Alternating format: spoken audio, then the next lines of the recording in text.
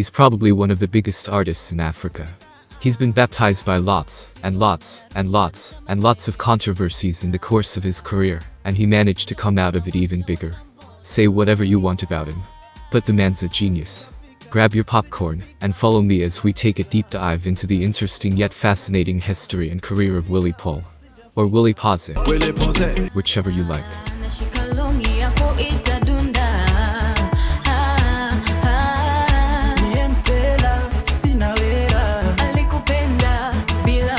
To understand the story of the controversial singer Willy Paul, we have to start from the very beginning.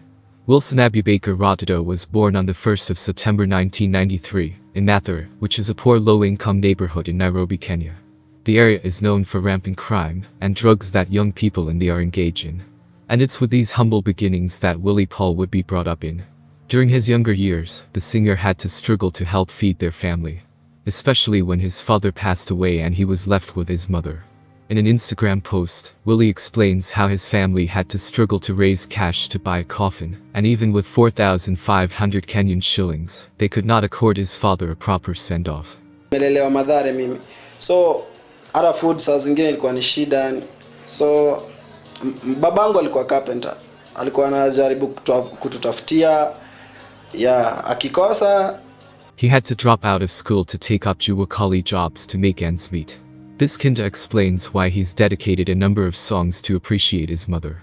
In an interview with Citizen Television, he explains that while in Mathare, he hanged out with a bad crew, and even some of them got shot by the police. Even though he wasn't involved in the bad activities they were doing, he decided to look for a way to get out of that life. That's when he realized that he had a beautiful voice and decided to start singing. Willy Paul's singing career started with him creating gospel music. The music mostly revolved around his experiences living in poverty, and how God was there for him. Willy started singing when he was pretty young, with his first songs not getting him much attention, but he still persisted. Ulianza kuimba lini? Kitambo, like mimi nilianza kuimba nikiwa class 3. Po mamangu alikuwa anicharaza mbaya. Aniambia wewe enda usome. Hii maneno ya usanii sitaki. He did the song Swallow with the rapper Echo Dida while he was a teenager. It was not too bad, but he was learning.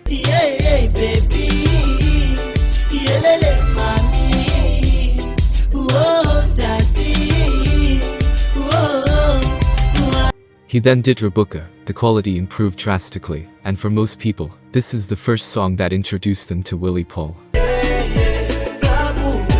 His biggest breakthrough came in 2010, when he co-authored his first single Sitolia with Gloria Muliro, which was a reflection of his life history, portraying the struggles he had gone through.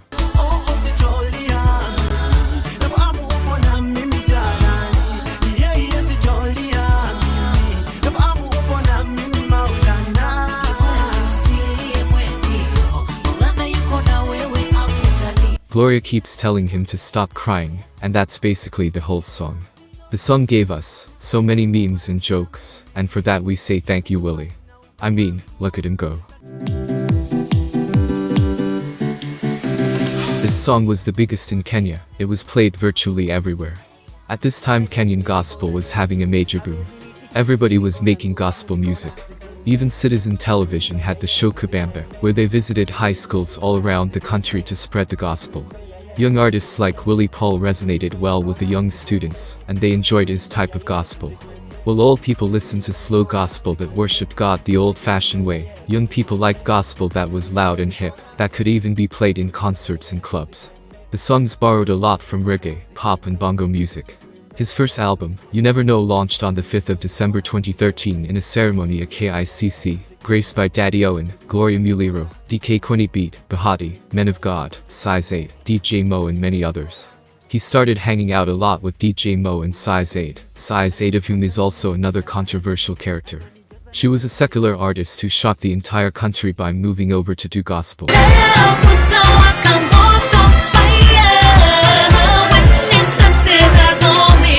So Willy's album included You Never Know, Lola Salama, Mpenzi and Kitanzi. The album was very successful, and it pushed his popularity even further. All television stations played this album over and over every Sunday morning. The most touching one was Lola Salama, where he sings about his father that passed away when he was pretty young.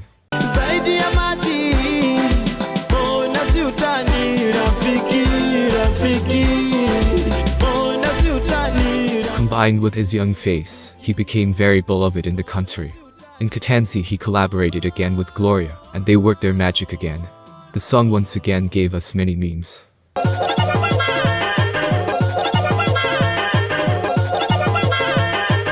Things were only getting better and better for him.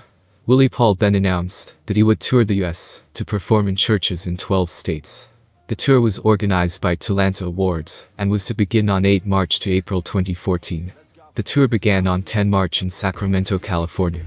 He then headed to Nema Gospel Church in Dallas, Texas, and, on 15th of March, performed at St. Louisiana, Missouri. He concluded his tour on 27th of April in Las Vegas, Nevada. It is at this point where we bring in this other character called Bahati. At the time, Bahati was also another young upcoming artist in the gospel industry.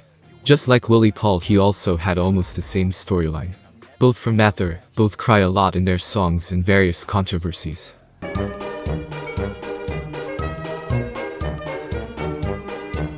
The two had a lot of beef. And I don't mean that they went and ate meat. Bahati accused him of stealing his song. It became a whole thing.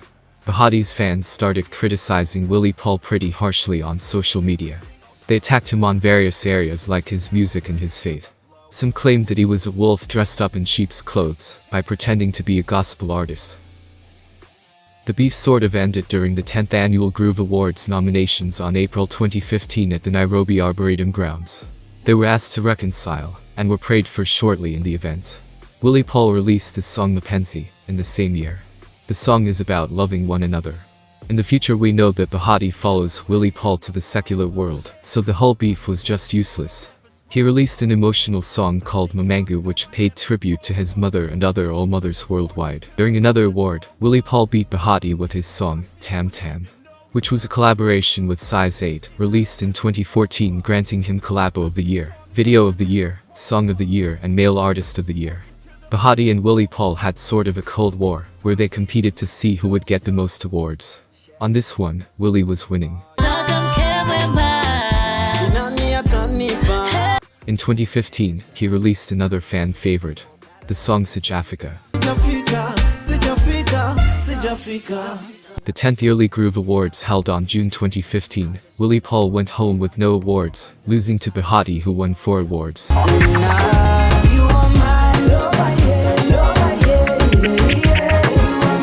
Some say he didn't like the defeat, and he felt like his songs were way better.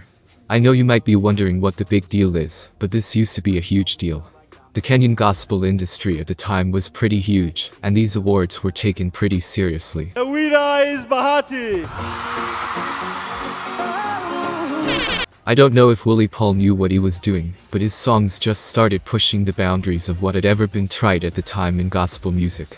His performances in music incorporated secular artists, and sometimes he even experimented with popular secular beats like Rambo Kanambo.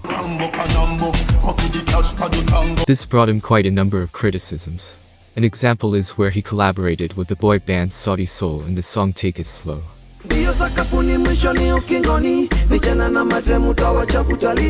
The song is gospel, but people felt like Willy was pushing the boundaries too far, and that the song fell pretty secular. Another criticism Willy got was that he made sad songs for clout. Willy addressed them with the song Ukiniacha.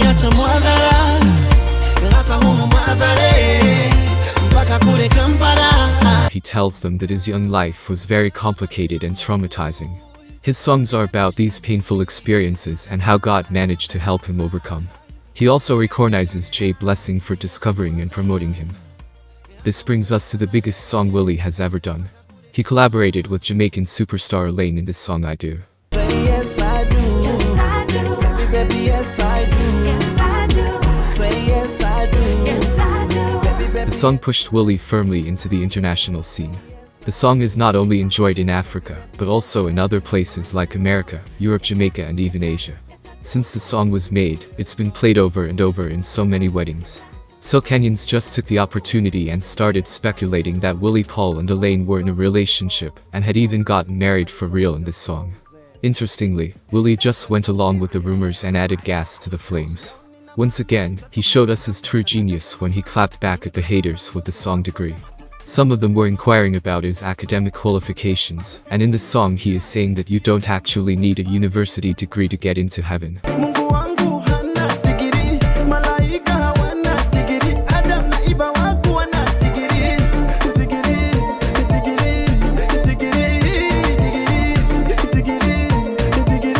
In the video there's a boxing match where Willy Paul really beats up his opponent, but surprisingly it's his opponent that is announced as the winner.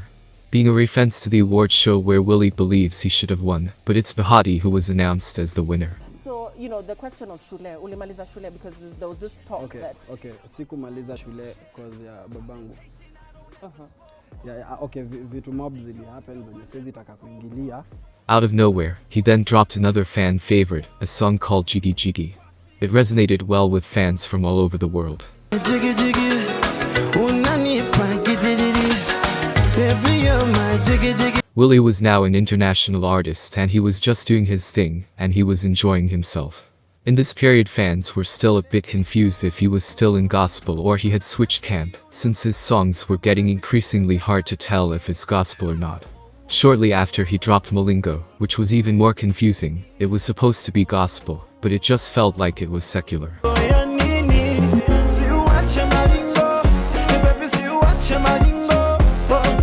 A lot of people were now criticizing him. From theologians, fans, critics and even haters. I believe that this is the point where cracks in his beliefs started to form.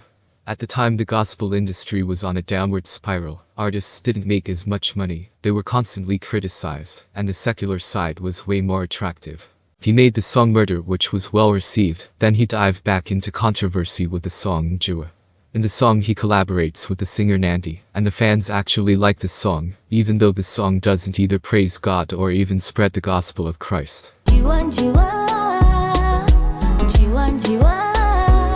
Heck, the song doesn't even have the word God in it.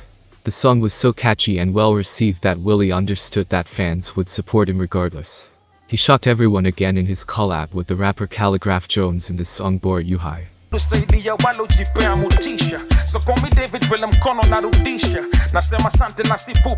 Willy was just slowly transitioning into the secular music industry. He then hit us with Sikaretti, where he collaborated with Jamaican artist Cecil. He made the song Kanungo, which was again well received.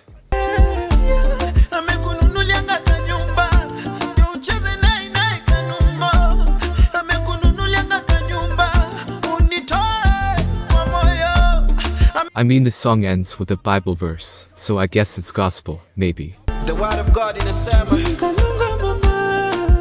Learn to forgive. And finally, he stopped taking us on a ride, stopped faking it. He went full secular.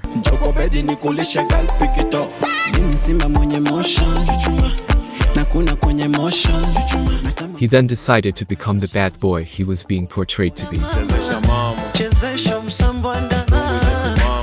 Funnily, the people who criticized him for not being gospel enough actually enjoyed his new secular music. Being a genius that he is, he took all that controversy and turned it into fame and fortune for himself.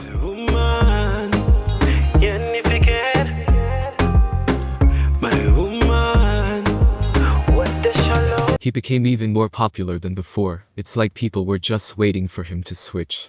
He teased us by teaming up with Elaine again in the song Shado Mado.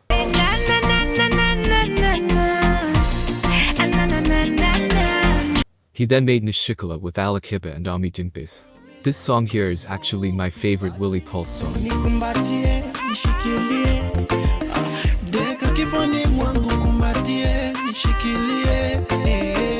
People just appreciate his music more when he is singing what he wants, and not being caged in a box.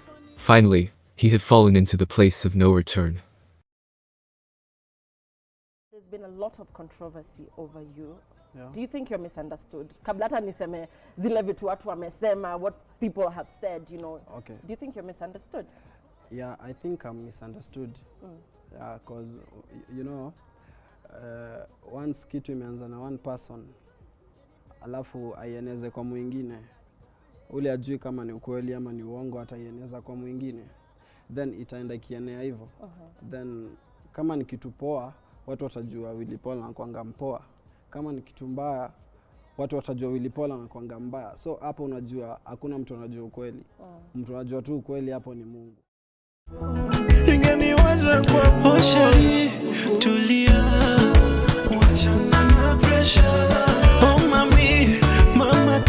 The story of Willy Paul is that of a lost soul, and instead of someone offering a helping hand, they just pushed him away until he was completely lost.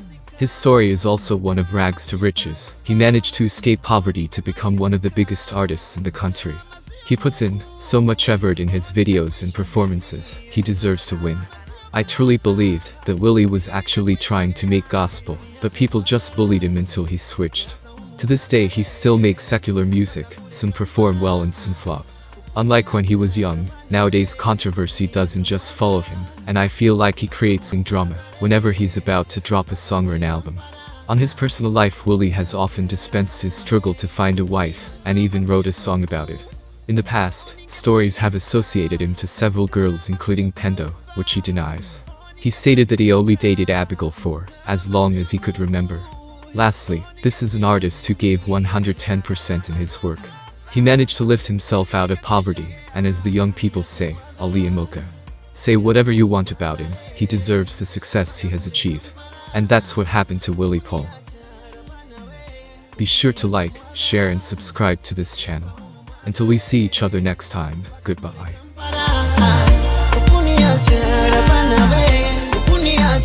Upuniacha,